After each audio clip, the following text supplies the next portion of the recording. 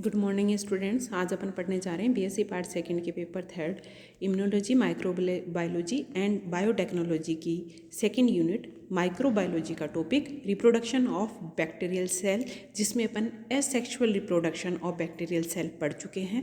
आज अपन पढ़ेंगे इसका second part, sexual reproduction of bacterial cell. वैसे एसेक्सुअल रिप्रोडक्शन अपना कंप्लीट हुआ था, और सेक्सुअल रिप्रोडक्शन की अगर अपन बात करें बैक्टीरिया में, तो जो सेक्सुअल रिप्रोडक्शन का एक फॉर्मेट होता है, परफेक्ट फॉर्मेट होता है, उसके अकॉर्डिंग जो सेक्सुअल रिप्रोडक्शन है वो बैक्टीरिया में नहीं पाया जाता है, क्योंकि ये एक प्रोकैरियोटिक सेल है। लेकिन सेक्सुअल रिप्रोडक्शन अपन बैक्टीरिया के जो जीन्स हैं उनका आदान प्रदान एक बैक्टीरिया से दूसरे बैक्टीरिया के साथ होता है। जो सेक्सुअल जेनेटिक रिकॉम्बिनेशन होता है, जीन्स का जो ट्रांसफ़र होता है, डीएनए जो जेनेटिक मटेरियल है उसका जो ट्रांसफ़र होता है, जो लेन देन होता है, जो एक्सचेंज होता है, उसे ही अपन सेक्सुअल रिप्रोडक्शन ऑफ बैक्टीरिया का नाम देते हैं।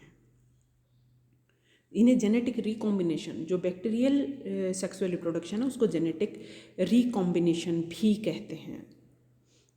और इसमें जो सेक्सुअल रिप्रोडक्शन की स्टडी की गई है बैक्टीरिया में, वो इस्चेरिशिया कोलाई जो बैक्टीरिया है उसमें मेनली की गई है, क्योंकि उनमें जो फर्टिलिटी फैक्टर एफ फैक्टर है वो पाया जाता है।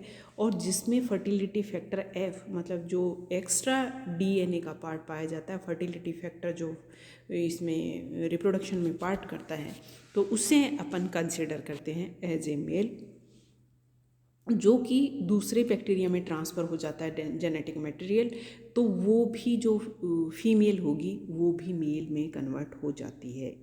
सिर्फ यही जो जेनेटिक एक्सचेंज है ये बैक्टीरियल सेल में होता है।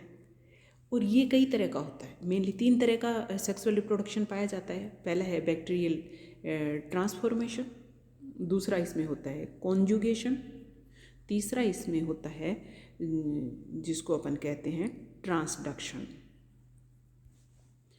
आज अपन पढ़ेंगे बैक्टीरियल ट्रांसफॉर्मेशन। बैक्टीरियल ट्रांसफॉर्मेशन के अंतर्गत क्या होता है कि बैक्टीरिया, जो एक बैक्टीरिया है उसका जेनेटिक, बैक्टीरिया का जो जेनेटिक मटेरियल है वो दूसरे जो बैक्टीरिया होगा उसके जेनेटिक मटेरियल को ट्रांसफॉर्म कर देता है, चेंज कर देता है, चेंज हो जाता है। एक का जो डीएनए मैटर है वो दूसरे बैक्टीरिया से चेंज हो जाता है, उसके जैसा हो जाता है, उसके जैसे जीन उसमें भी आ जाते हैं। इसे अपन ट्रांसफॉर्मेशन कहते हैं कि एक बैक्टीरिया पहले वैसा नहीं था, फिर हो गया वो दूसरे टाइप का, उसमें कुछ जीन आ गए जो पहले उसमें नहीं थे, वो भी दूसरे के इफेक्ट की वजह से, दूसरा जो बैक्टीरिया है उसकी वजह से वो आ गए उसमें जीन, तो वो ट्रांसफॉर्म हो गया, उसका रूप बदल गया, इसलिए उसको कहते हैं अपन। और जो जिसकी वजह से चेंज होता है उसे अपन डोनर सेल कहेंगे, और जिसका चेंज ट्रांसफॉर्मेशन हुआ उसे रेसिपिएंट सेल अपन कहेंगे।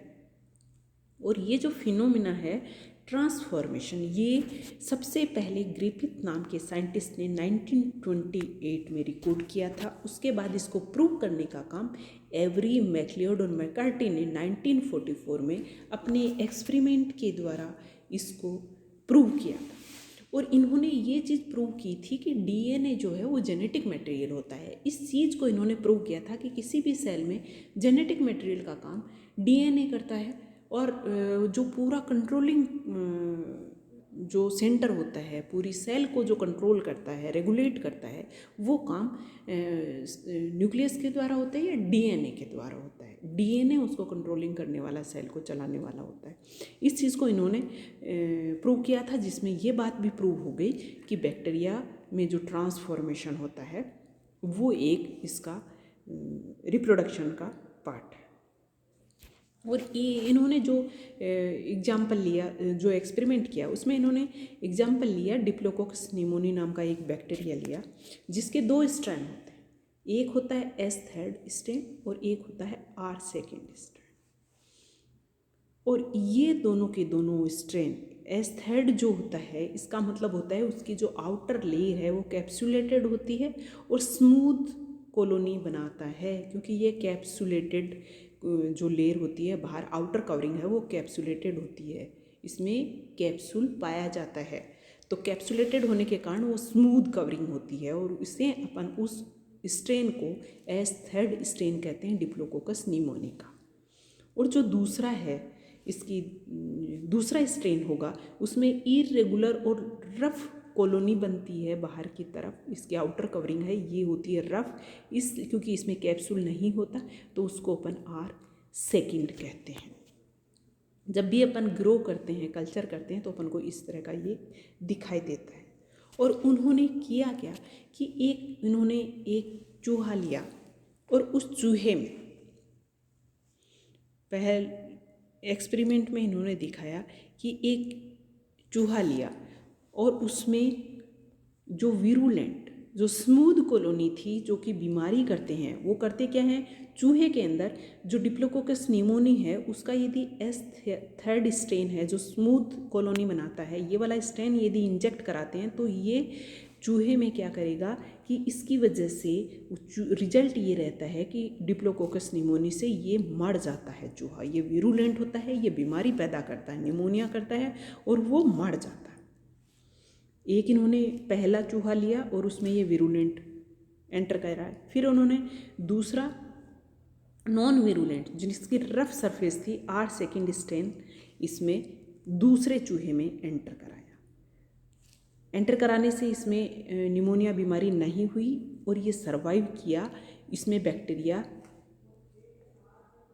जो था बीमारी करने वाला बैक्टीरिया नहीं था।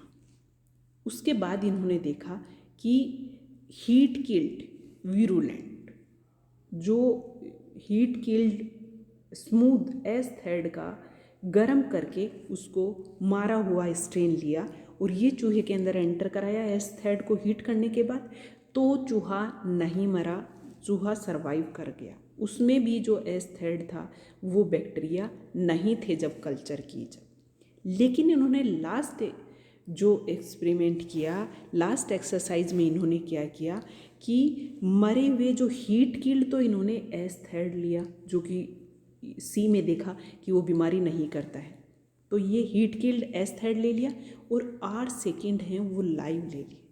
इन दोनों का मिक्सर लिया और मिक्सर लेके इन्होंने एंटर कराया चूहे में और रिजल्ट में इन्होंने देखा कि चूहा मर गया। जबकि चूहा तो सिर्फ तभी मरा था जब इसमें वीरुलेंट S3 एंटर कराया था। जब हीट किल्ड S3 था तो चूहा नहीं मरा था, लेकिन इसमें हीट किल्ड S3 थे और लाइव R2 था, जो R2 बीमारी नहीं करता है। तो R2 से ये कैसे मरा, तो ये चीज़ प्रूव हुई कि जो बाद में कल्चर में इन्होंने देखा कि S3 इस कल्चर में S3 बैक्टीरिया पाए गए। वो कैसे, क्योंकि जो डीएनए मटेरियल इसमें था ये हीट किल फॉर्म में था, लेकिन डीएनए था इसमें।